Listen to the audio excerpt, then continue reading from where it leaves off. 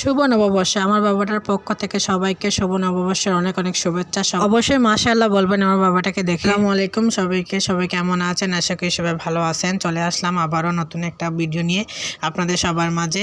তো যাই কে কোথা থেকে আমার ভিডিওটা দেখতেছেন তা অবশ্যই কমেন্ট করে জানাবেন, আর ভিডিওটা অবশ্যই ভালো লাগলে লাইক কমেন্ট করবেন। তো আজকে এই ভিডিওটা ছিল নববর্ষ উপলক্ষে, যেহেতু 14ই এপ্রিল পয়লা বৈশাখ, তার জন্য তো আমাদের ফার্স্টে যাওয়ার কোনো প্ল্যান ছিল না। তো ভাবলাম যে আমাদের বাসার পাশেই মেলা হইতেছে, যে মেলা থেকে একটু ঘুরে আসি।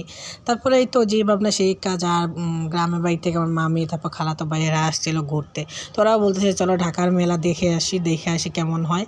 তো এই তো ওদের নিয়ে আমরা চলে আসলাম এখানে মেলা দেখতে। আর এখানে এসে দেখি সুন্দরী সুন্দরী আপারা, সুন্দরী সুন্দরী ভাইয়ারা নাচ গান করতেছি, কি সুন্দর সুন্দর। আর আমরা পাবলিকটা দেখতেছি দাঁড়াইয়া। কী করবো, আমরা তো নাচতে পারি না, ওনারা নাচতে পারে। যাই হোক, ওনাদের নাচ দেখতেছি দাঁড়ায়। আর কি আর করবো, মানুষের ভিড় ছিল প্রচুর মানুষের। তাও একটু ধাক্কায় একটু সামনে ঢুকছিলাম, কিন্তু পরে আর ঢোকা যাচ্ছিল না, কারণ অনেক মানুষ ছিল সামনে। তারপরেই তো আমরা নাচ টাচ গান টান শুনে আমরা চলে আসলাম যে এখন আমরা পার্কের ভিতরে যাব, যে দেখবো যে এখানে কী দোকান বইছে বা কী আইটেম নিয়ে সবাই আসছে। অনেকক্ষণ বসে দেখতে দেখতে সুন্দরী সুন্দরী আপাদের নাচ দেখতে দেখতে আর ভালো লাগছে না। পরে আমরা চলে আসলাম একটু ভিতরের ফিলিংসটা একটু নেই, ভিতরে কার কী অবস্থা দেখি, কে কেমনভাবে সেজে গুজে আসছে।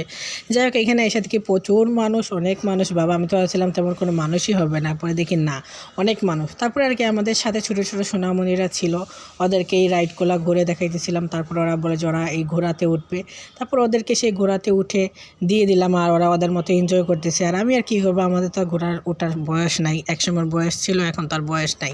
আমরা দাঁড়ায় দেখতেছিলাম, আর ওরা খুব সুন্দর করে এনজয় করতেছিল। যাই হোক, বাচ্চাদের জন্য এটা একটা ভালো প্লেস, ভালো লাগছে আমার কাছে। বাচ্চারা অনেক আনন্দ পাইতেছে। আরও অনেক রাইড ছিল, কিন্তু প্রচুর দাম। প্রত্যেকটা রাইডে 100 টাকা করে ফি। এই সামান্য 3-4টা ঘোরানি দিবে, তার মধ্যে 100 টাকা। এটা কখনো হয়? যাই হোক, এইগুলো বাচ্চাদের ঘুরে টুরে আমরা নিয়ে আসলাম। এখন 4-5টা দেখি আরও ছিল, এখানে ছিল আরও অনেকগুলো রাইড ছিল। যে নৌকাতে ছিল, বাট নৌকা আমার প্রচুর ভয় লাগে। তারপরে এখানে নাগরদোলা ছিল, নাগরদোলা আমার প্রচুর ভয় লাগে। আমি এগুলোতে কখনো উঠি না, বা আমার উঠতে মন চায়ও না।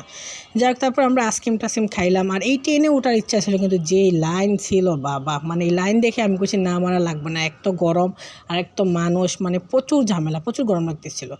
তারপরে কী করার, আমি বললাম যে আমরা চলে যাব, আমরা ঘুরবো না। এখানে যত থাকবো ততই গরম লাগবে, ততই অশান্তি লাগবে। যাই হোক, পরে আমি আর আমার মামিরা সবাই চলে আসছি। আমরা যারা গেছিলাম, আর রিয়াজ সাহেব আর আমার ভাই ছিল এখানে, তারা ওই লোকে ঘুরতেছিল। তারা এক জায়গা থেকে অন্য জায়গায় যাচ্ছিল, আমাকে বলছিল যাওয়ার জন্য, কিন্তু আমি বলছি না, প্রচুর গরম, আমি আর যাবো না। এই যে এটা ওনাদের ভিডিও, ওনারা দুজন মিলে ঘুরছে, আবার অনেক জায়গায় গেছে। তারপরে এই তো ওরা দেখতে দেখতে, আর এই ভিডিওগুলো উনি করছে ওনার ফোনে। আর তারপরে আমি এসে সবগুলো আইনে একসাথে ভয়েস দিতেছি। কার কাছে কেমন লাগলো অবশ্যই জানাবেন। ভালো লাগলে অবশ্যই লাইক কমেন্ট করবেন ভিডিওটাকে, আর পেজটাকে ফলো দিবেন। নেক্সট ভিডিওতে আবারও আপনাদের সবার সামনে দেখা হবে। ততক্ষণ মতো সবাই ভালো থাকেন, সুস্থ থাকেন। আল্লাহ হাফেজ সবাইকে।